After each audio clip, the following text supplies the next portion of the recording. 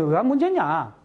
경주는 이제 고준위 핵폐기물을 언제부터 저장했느냐 하면 1992년 4월부터 현재 27년간 임시 저장이라는 말로 노상에 저장하고 있습니다. 이게 건식 저장 시설이거든요. 근데 말을 어떻게 하고 있다? 임시 저장, 임시 저장. 근데 임시라고 하는 거는 잠깐 있다가 갖고 나가야 되는데 아직까지도 저장하고 있는 거예요. 해결 없습니다. 중간 저장, 중간 처분 시설, 최종 처분 시설이 없는 동안에는 결국은 우리가 끝까지 갖고 있어야 돼요. 어디서 받아주겠습니까, 이거? 부산에서 받아주겠습니까? 대구에서 받아주겠어요? 울산에서 받아주겠어요? 이게 그러니까 이게 고준위 핵폐기물 문제의 공론화의 가장 큰 핵심은 뭐냐면은 중간 저장시설과 최종 처분시설들이 안 만들어지면 고리는 고리에 영구적으로 있어야 되고요. 영광은 영광에 영구적으로 있어야 되고요. 울진은 울진대로 영구적으로 있어야 되고 경주는 경주에 영구적으로 있어야 됩니다. 방법이 없어요. 그렇기 때문에 이 문제가 저는 상당히 참 심각하다. 그렇게 지금 이야기할 수 있습니다. 근데 이 고준위 방사성 폐기물 처분장과 관련해가지고 박근혜 정부가 그러면 놀았느냐? 박근혜 정부 20개월 동안 했습니다. 2014년부터 2016년까지 20개월 동안 사용 후 행렬로 공론화위원회를 구성을 해가지고 했어요. 그러니까 2016년도에 발표도 했죠. 고준위 방사성 폐기물 관리 기본안이 나왔어요. 2016년 5월 25일 날 박근혜 정부가. 그 얘기는 뭐냐? 그 골자는 이겁니다. 2028년까지 저장 부지를 2035년까지 중간 저장 시설을 만들고 2053년에 영구 처분 시설을 건설한다. 그것이 박근혜 정부의 고준위 핵폐기물 관리 정책 기본 로드맵입니다. 근데 그게 법제화 못 됐어요. 법에 통과가 안 됐어요. 그 상정만 해놓고 그 다음에 탄핵되고 대통령이 바뀌는 바람에 그거는 지금 현재 유야무야 되는 그런 상황입니다. 그래서 박근혜 정부도 한 20개월 동안에 이 사용 후 행렬로 공론화위원회를 했는데 그때 당시에 공론화위원회에 지금 말하는 환경단체들이 다 빠져버렸습니다. 그래서 지금 정부가 산자부가 지금 얼마 전에 여러분들이 그 보도자료를 보면 언론에 나오는 내용을 보면 알겠지만 산자부의 논리는 이겁니다. 국민들의 여론을 수렴을 덜 했다. 원전 소재지역 주민들의 여론을 수렴을 덜 했다. 이해 당사자인 환경단체의 여론 수렴이 덜 됐다. 그래서 사용 후 행렬로 공론화 재검토위원회를 구성해야겠다. 이것이 지난 4월 3일 날 산자부의 얘기입니다.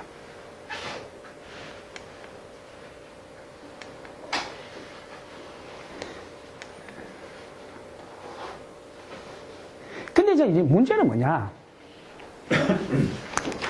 이 제가 이렇게 있어 보면 이제 조금 여기 내기보다는 좀 편안한 마음으로 제가 이 얘기를 좀 하겠습니다.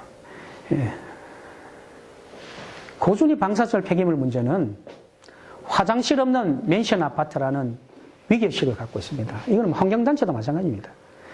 결국은 차안액을 하든 반액을 하든 지금 원자력을 신규 원자력을 짓든 안 짓든 지금까지 나온 거는 처리해야 됩니다.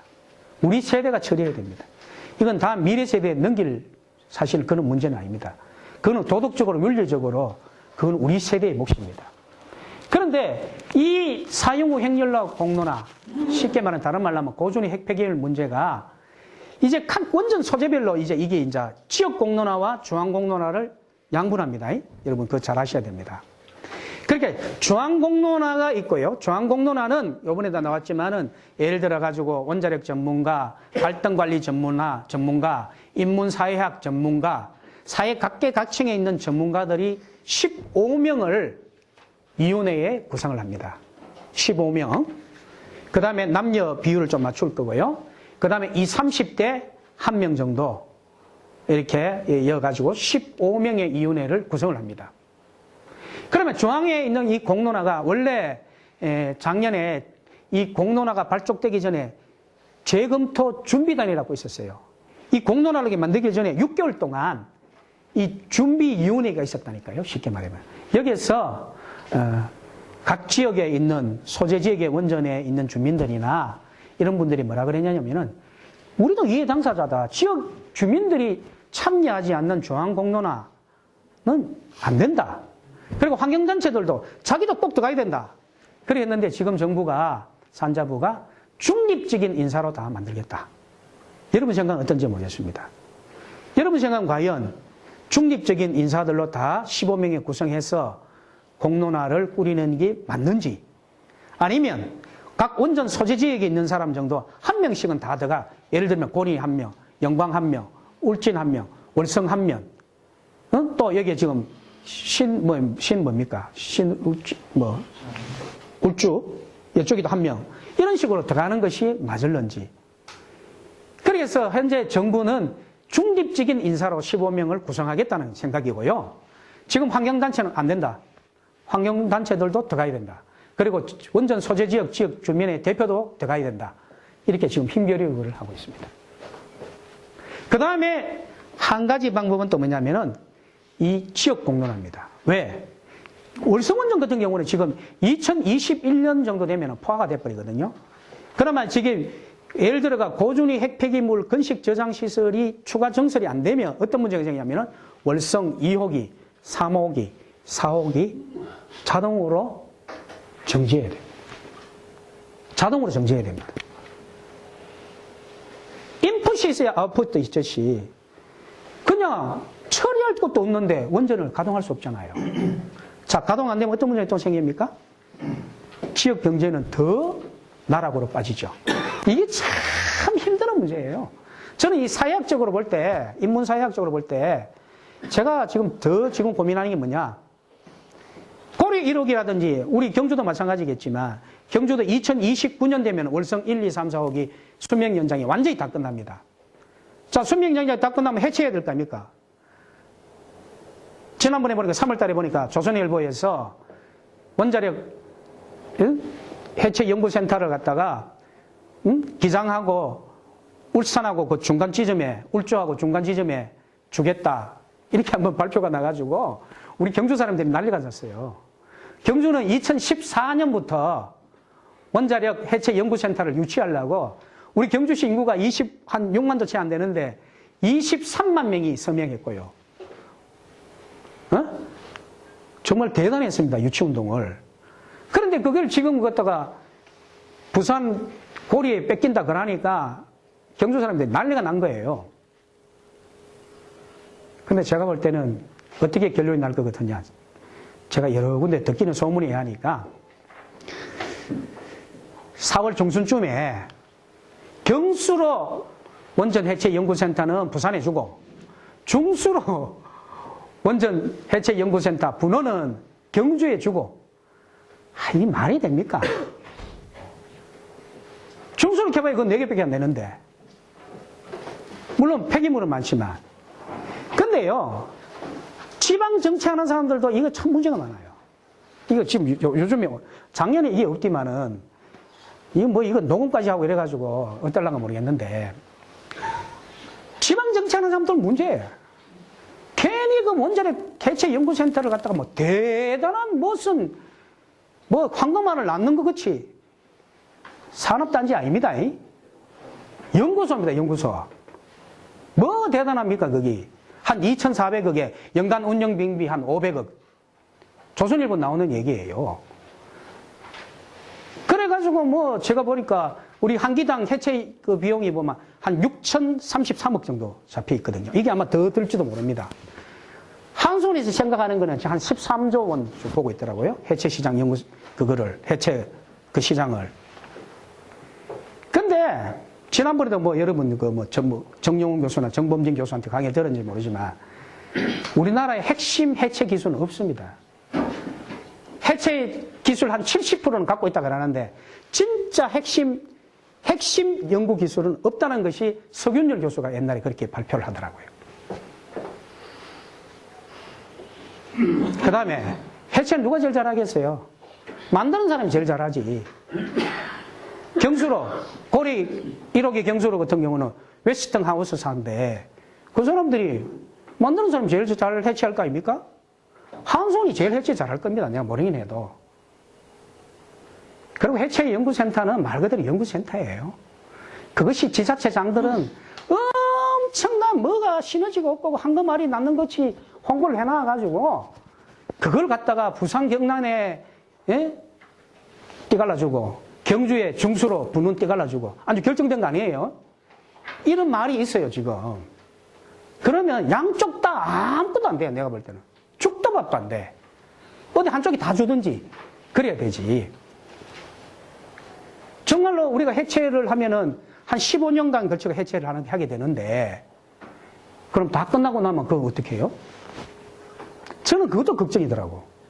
원자력 발전소가 다 해체되고 자연으로 돌아갔을 때 그 지역 사회의 공동화 현상은 누가 책임질 거예요? 그래서 우리가 원자력 에너지의 장점도 있지만 사실 분명히 단점도 있는 것입니다. 그거 한번 생각해 보십시오. 원자력 발전소가 수명 다 끝나가지고 해체했다. 자연으로 돌아갔다. 그 지역이 다시 옛날같이 고기를 잡고 사람이 와가 살고 그래 하겠습니까? 원자력 발전소에 의존해 있다가 거기에 있는 경제에 의존해 있다가 그 모든 발전소가 어느 날 갑자기 다 없어져 버렸는데 그 지역에 사는 사람들이 머물고 살아야 돼요? 저는 그걸 더 걱정합니다. 그리고 고준위 핵폐기물 걱정해야 되고. 결국은 이거 아무도 안 가져가려고 하잖아요. 예를 들어 나는 중앙정부가 무슨 로드맵을 만들고 4.25 행렬로 중앙에서 뭐 여러 사람들이 15명이 앉아가지고 좋은 안을 만들었다 칩시다. 부지 선정 안 되면, 부지를 안 받아주면, 대한민국 어디에서도 부지를 안 받아주면 고스란히 원자력 발전소 있는 그곳이 평생 동안에 중간 저장 시설이 되는 겁니다. 현실적으로 그렇지 않나요? 누가 받아줄 거예요? 누가? 대한민국 어디서 받아줄 겁니까? 중조진이 저것도 하는데 19년 걸려가지고 3천억 플러스 알파, 한수원 본사도 줬죠, 방패장도 줬죠, 양성작 가속기도 줬죠, 돈 3천억 줬죠, 그 다음에 3조 얼마 해가지고 55개 사업, 유치지역 지원 사업 해줬죠? 그럼 고준이 어떻게 할 건데? 고준이는 청와대를 옮겨줘야 돼요. 그래도 할동말동이에요. 각 지역 주민들이. 그러면 결국은 이 고준위는 누가 앉아야 된다? 누가 떠나면 각 지역의 원자력 발전소가 떠나야 됩니다. 중간 저장 시설이 생길 동안에. 그러니까 이걸 뭐 자꾸 원자력 발전소를 무조건 지어라 막 한다고 해도 될 문제는 아니에요. 왜? 처리장이 있어야죠. 처리장이.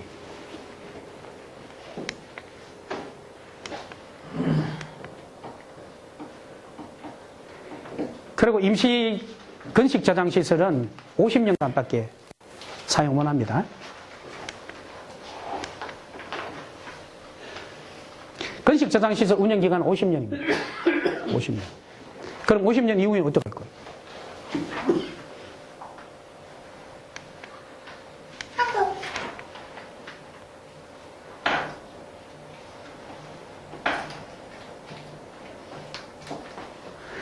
지금 현재 이제 재검토위원회가 이제 구성이 이제 5월 달에 됩니다. 5월 달에. 15명이 이제 지금 정부는 뭐 많은 사람들을 이제 추천받아가지고 신문에 나오는 거 보니까 한 뭐 70명인가요? 그 추천을 받아가지고 원자력 업계, 환경단체, 지역단체에 물어보고 채척하는 거예요. 채척해가 채축 사유 없는 사람들만 모아놓고 그 중에 15명을 뽑아가지고 이제 위원회를 구성한다는 것이, 중립적인 위원회를 구성한다는 것이 현재 산업통상자원부 정부의 방침. 거기서 이제 고준위 핵폐기물 관련해서 관리 정책이 나오겠죠. 근데 그게 결국은 입법화가 돼야 됩니다. 저는 왜 지역에서 어떤 운동을 하느냐. 지역에서 우리가 지역 공론을 하면 많어. 법을 안 만들어주면 안 되잖아요. 국회에서 법 안 만들어주면 그거 다 저는 무용지물이라고 생각하는 사람입니다. 저는 어디 가서 그 얘기합니다.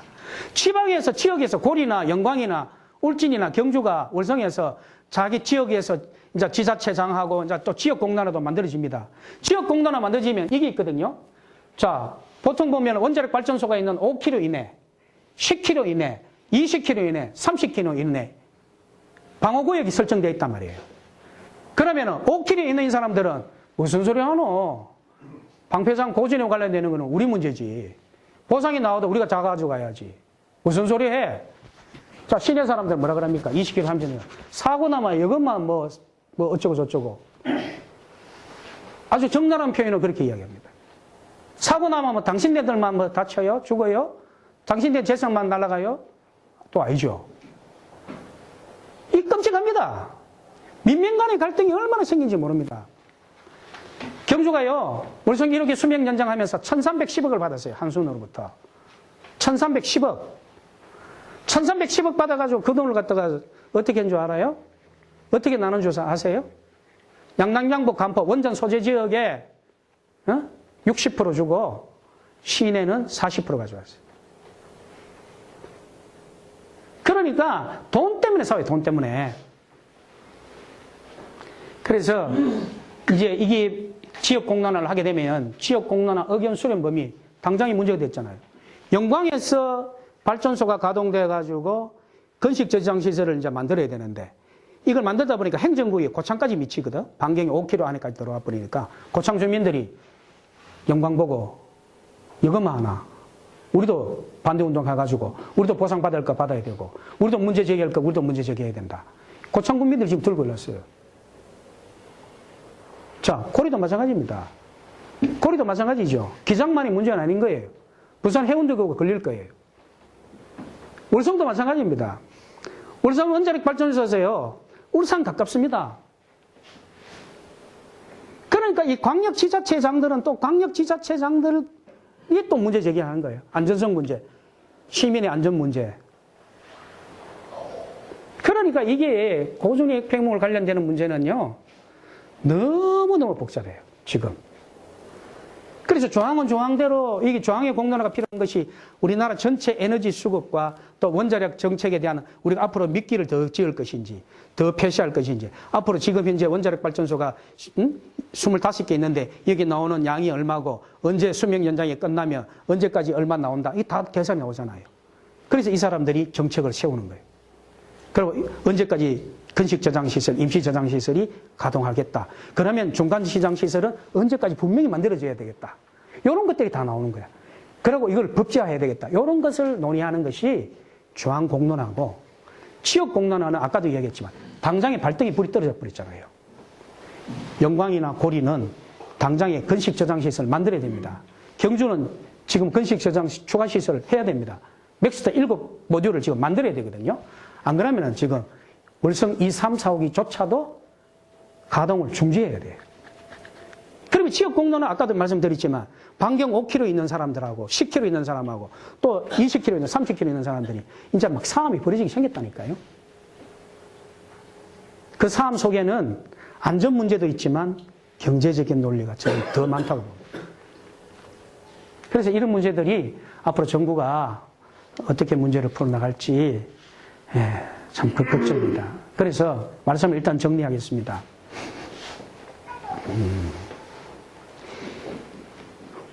먼저는 저는 생각합니다. 이 세 가지가 중요합니다. 안전성, 뭐니 해도 안전입니다. 두 번째도 안전입니다. 세 번째도 안전입니다. 그 다음에 수용성입니다. 이전에 지역 주민들이 반대하면 아무것도 못합니다. 이 수용성이죠. 그러나 한수원은 이때까지 그 수용성을 돈으로 해결하려고 그랬어요. 돈으로. 근데 돈으로 해결할 게 있고 돈으로 해결을 못할 게 있습니다. 그래서 절대로 수용성을 돈으로 해결하려고 하면 안 됩니다. 그 다음 세 번째는 경제성입니다. 과연 원자력 발전소가 경제적인 장점을 가진 에너지원인지 아닌지 우리가 정말 냉정하게 한번 생각해 봐야 된다. 저는 초기 건설 비용은 많이 든다고 봅니다. 한 기당 우리가 보통 한 2조에서 한 2조 5천억 들잖아요. 제가 이번에 그 4.3 나무 동네 일이지만 창원 성산의 그 보궐선거를 보면서 그분들이 야당에다 표를 많이 줬던 이유가 하나가 제가 볼 때는 두산중공업 문제일 겁니다. 두산중공업이 원자로를 만드는 회사거든요. 지금 원자력 생태계가, 원자력 산업계가 지금 초토화되어 있거든요. 그래서 아마 제가 그게 엄청나게 그 표들이, 민심들이 이반되었다. 저는 이번에 이 강의를 준비하면서 그 생각도 들더라고요. 그래서 이 경제적인 문제, 이거 간과할 수는 없습니다. 왜냐하면 한 기에 2조에서 2조 5천억이라는 엄청난 종합 플랜트 공사니까요. 이것이 보통 일이 아니죠. 그래서 이 경제적인 문제, 또 지역에도 마찬가지입니다. 경주만 해도 그렇고요. 조그마한 도시는 그 원전에서 나오는 특별지원금, 그 지방 세수에, 그거는 지방에서 마음대로 쓸 수 있거든요.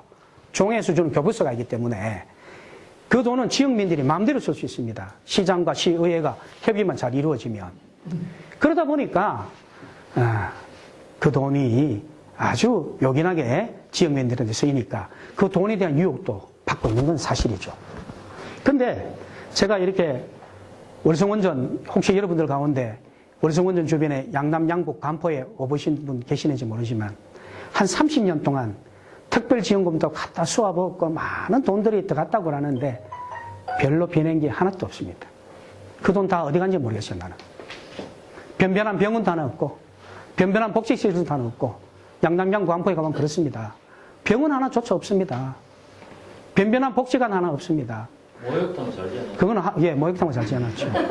예. 30년 동안 특별지원금 받고 한수원이 그래 했는데 사회학적 관점에서 보면 너무너무 속이 상하고 애가 탑니다. 그래서 이 정말로 그 다음에 이제 원자력에 대한 이제 단점을 좀 들으라면 초기에 너무 고비용이 든다는 것이죠. 그 다음에 해체 비용, 또 관리하는 그 핵폐기물 관리하는 이런 부분들에 대해서 우리가 좀 고민을 해야 되고, 장점은 제가 볼 때는 뭐니 해도 에너지 우리 안보라든지 우리가 에너지를 95% 수입하잖아요. 그래서 뭐 참 안정적인 에너지다라는 데는 이설이 없는 것 같아요. 안전성 확보된다면. 두 번째는 요즘같이 기후변화라든지 미세먼지라든지 초미세먼지 이런 시대에 그래도 좀 친환경 에너지는 아닌가.